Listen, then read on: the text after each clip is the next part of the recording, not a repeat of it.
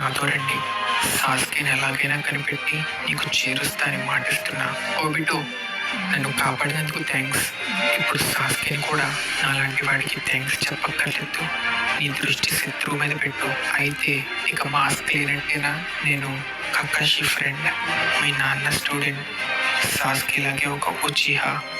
ఇంకా నేను నీలాగా హొకాగే అవ్వాలని కలకన్నా నీ సీనియర్ని. ఇప్పుడు ఒక స్పీచ్ ఇస్తూ టైం వేస్ట్ చేయాలనుకోవట్లేదు. మన దగ్గర ఎంతో టైం లేదు, కానీ మీ ముందు నడవనివ్వండి అని అడుగుతున్నా. ఇంకా నీకోసం చావనివ్వు.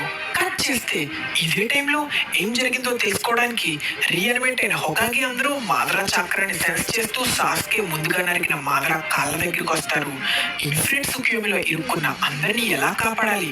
ఇంకా మాదరా కాళ్ళు మాత్రమే ఉన్నాయంటే మాదరా చనిపోయి ఉంటాడా అని హొకాగే అందరూ ఆలోచిస్తుండగా మాదరా బాడీలో ఉన్న